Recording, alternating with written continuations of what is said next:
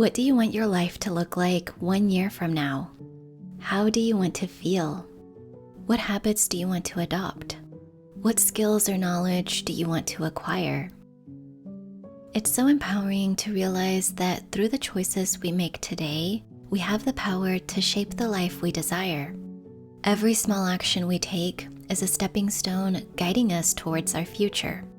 And if these actions are intentional, positive, and aligned with the person we want to become, they can change our lives for the better. In this video, I want to share 8 small things that have significantly improved my life. These are habits, reflections, mindset shifts, and practical tips that I hope will inspire you in your own journey.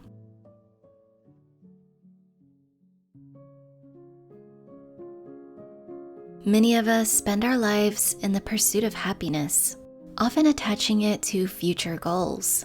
We tell ourselves, I'll be happy once I have a certain amount of money.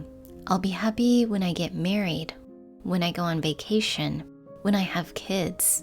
As if happiness were a destination, something to be reached, a goal to be attained. But what if we started seeing happiness through a different lens? What if we started to find joy in the simplicity of everyday life? Savoring a cup of freshly brewed coffee, feeling the gentle warmth of the sun, enjoying the presence of a loved one. Maybe then happiness wouldn't be something we had to wait for. Perhaps we'd stop chasing it and find that happiness has been here all along.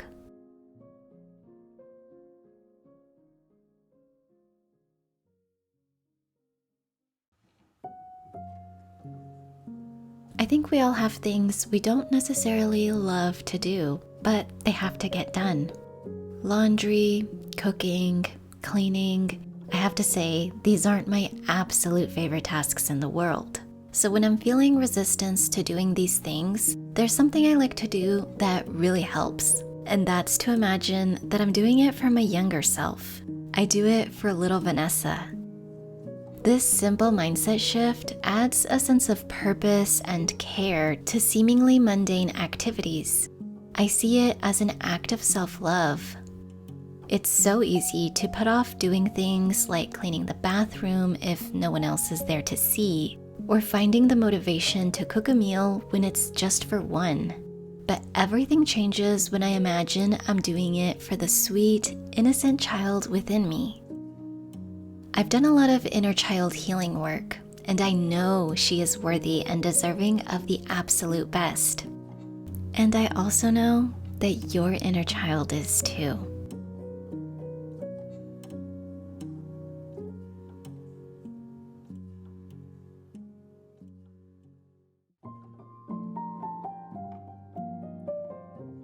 Life can get busy and chaotic sometimes.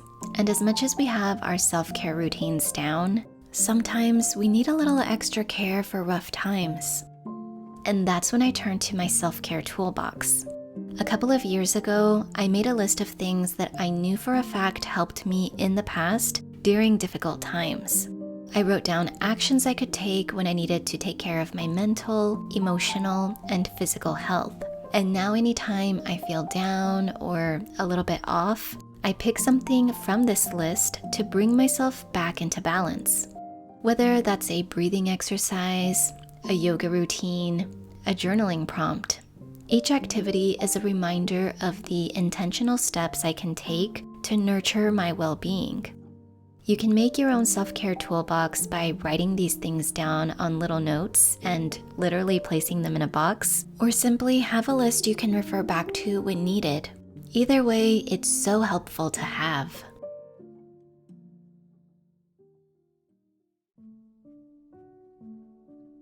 Our modern life moves at such a fast pace.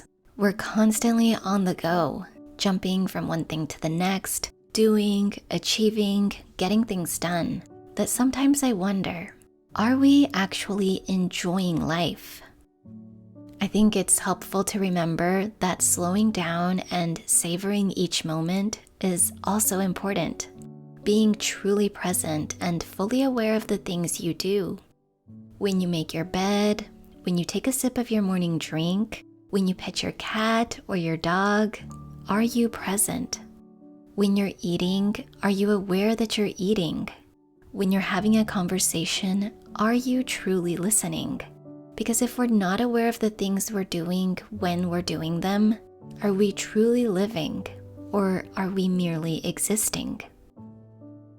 Slowing down and being present has given me the gift of experiencing life, cherishing each moment and all that it contains.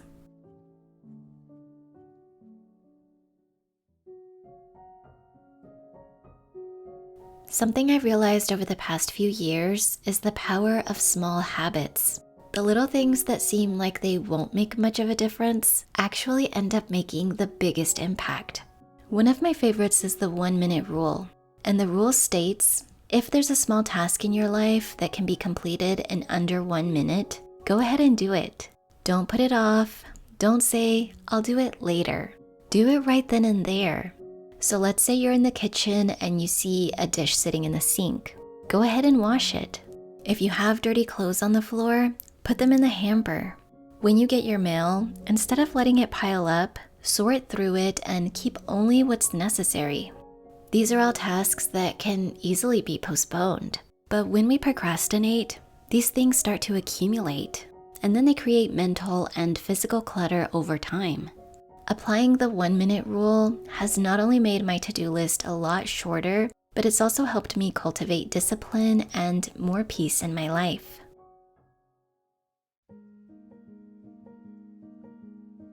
A few years ago, I was greeted by a waiter at a restaurant as he approached my table to take my order, and I of course greeted him back. And I remember asking him, "How are you?" He looked at me almost shocked, and he said, "You know, most people just jump straight into ordering. You're the first person that's asked me this. I really appreciate it." I could tell how much it meant to him. And it was in this moment that I realized the impact a small gesture can have. It doesn't take a lot to be kind, but what a difference it can make.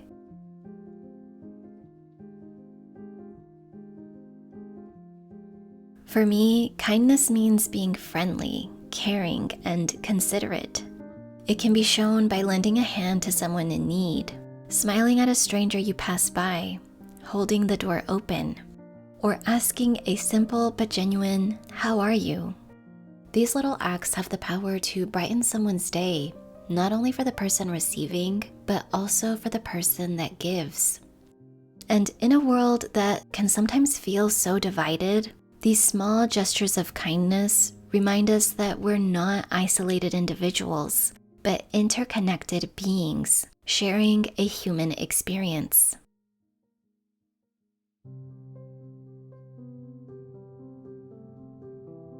When I first learned about minimalism, I remember being so excited about the idea of less clutter and less stress. And guided by this enthusiasm, I got rid of many things. So many things that I later regretted some of my decisions on items that I unfortunately could no longer get back.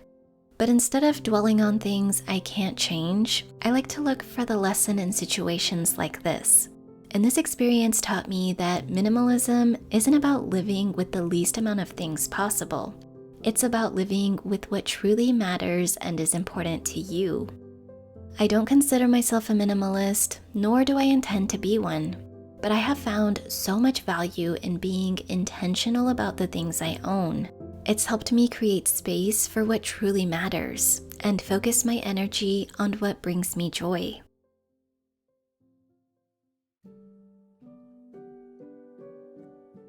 I find it fascinating to think that we spend approximately 1/3 of our lives in a state of sleep.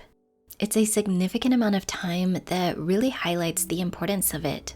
Sleep gives our body the opportunity to process, to heal, to recharge, and rejuvenate. It plays such a vital role in our overall well-being. And I don't know about you, but I don't function very well when I don't get a good night of sleep. This is why I'm constantly looking for ways to improve it. Whether it's journaling out my thoughts before bed, wearing blue light blocking glasses, or sipping on a calming cup of tea, Each small adjustment has helped improve the overall quality of my sleep. So I encourage you to think of something small you can do that will make your night more restful. Maybe it's stretching for a few minutes, investing in blackout curtains, or comfortable sleepwear. Whatever it is, make tiny adjustments wherever possible. Trust me, it will make such a difference in the long run. Because that's how life is. Big changes start with one small step. So what step will you take today that will move you towards the life you desire? I encourage you to take that step and keep going until you get there. Thank you so much for watching. Take care, and I will see you soon.